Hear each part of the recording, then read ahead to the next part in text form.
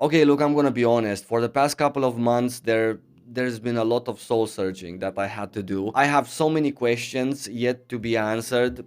It's most likely just me. I tend to stick to one game for long periods of time. It's a little bit scary to get out of the house and, the first person you meet is Diablo 4 right there in front of you. So today I would like to share with you my plans for Diablo 4's release, things that I'm gonna do, things that I hope to achieve, so that I would get the most out of Diablo 4 and I would have sort of the best time in forming an opinion whether this game is actually going to be for me or not.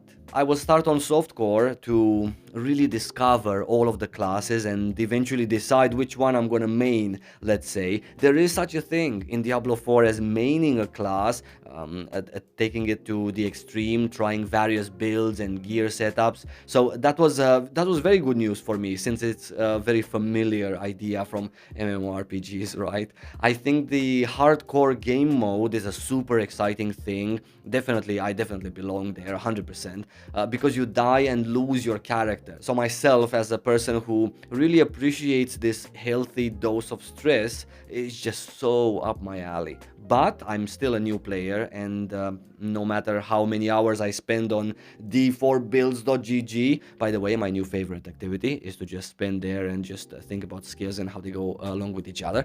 I have still a lot to learn, right, about what it means to play this game to its fullest. I actually plan on leveling up a character on the hardcore mode of the game just a couple of weeks after release, so I can really understand what it means, how it feels to be there, but I'm gonna take it, as I said, as a side project, and that's gonna help sort of give another layer to Diablo 4 for me personally, where that's the character that, if I really want a challenge today, I'm just gonna go play it. Plus, not to mention all the excitement when you're close to dying and when you survived something, and it's like, I start yelling here. It's really cool. It's a cool experience if you see it adequately. I also decided to start out as a necromancer as my main, or as my first character at least, in Diablo 4.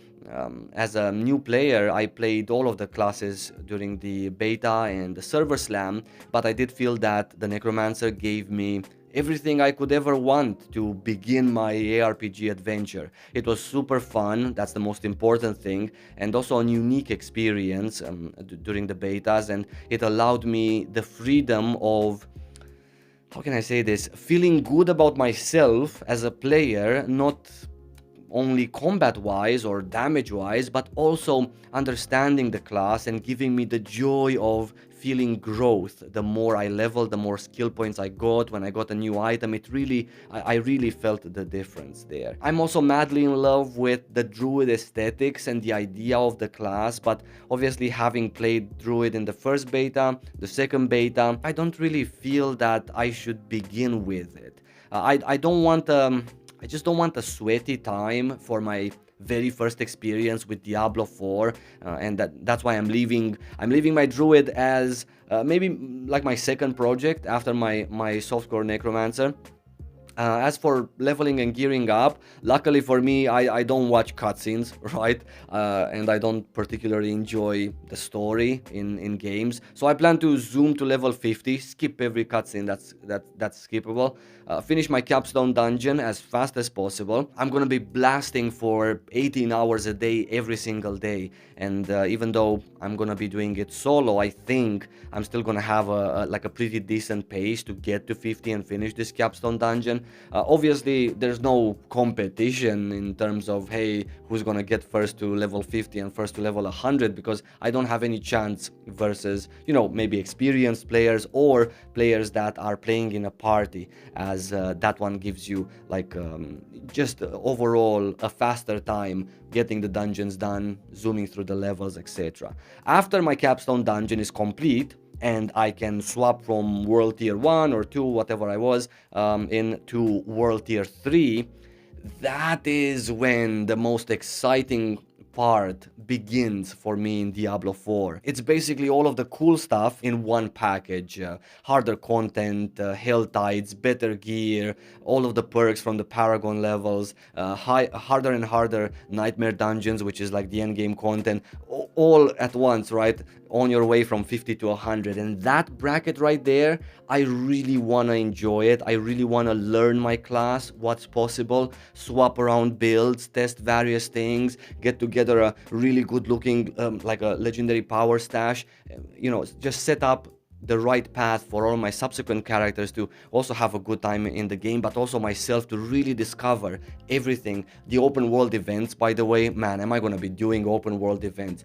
Goddamn, the way Blizzard did open world events, granted I've been in recent years kind of a sucker for games that have open world events, but the way Blizzard did open world events in Diablo 4 is just something so nice. They're so simple, but yet so rewarding, and they're just like a pleasant experience across the board. Fantastic. I cannot wait to do more of those, right? For me, it's just a dream come true to get past 50 and obviously at level 100, where we can scale up our nightmare dungeons to a point where I'm able to choose to go solo and do all of these things solo. Everything that I want, I can be solo in my own time, my own pace. So much freedom and so much joy also to challenge yourself, right? I love solo things. And I'm still achieving exactly the same goals as anyone else in game. Granted, of course, with the group, you get to finish things faster because you get, the buffs from a barb, you get this and that.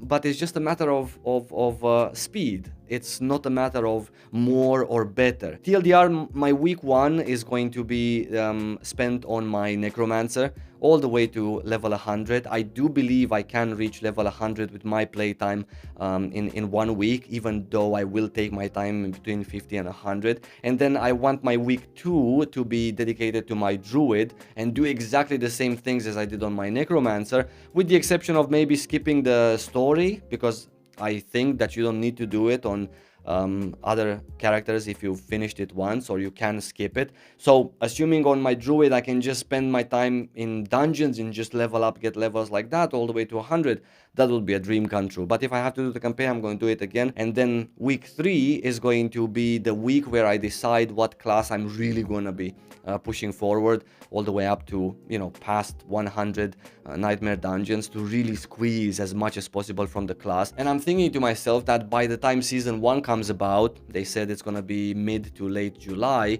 I would already know everything that there is to know about the end game of Diablo 4, and be able to make a judgment call on whether I will continue and this game is just fantastic, made for me, or maybe my experience was not as I expected to be. Generally speaking, whenever I do give a game a serious try, like for example Diablo 4 now, which doesn't happen very often, I'm trying to be a little bit more on the conservative side as opposed to the very optimistic one, simply because you really never know what to expect. However, the idea of possibly discovering a good looking game that's well taken care of, and that doesn't feel like your job, and the content that you do on a daily basis is both fun and rewarding, but there's also content that's very challenging for those of us who want a challenge,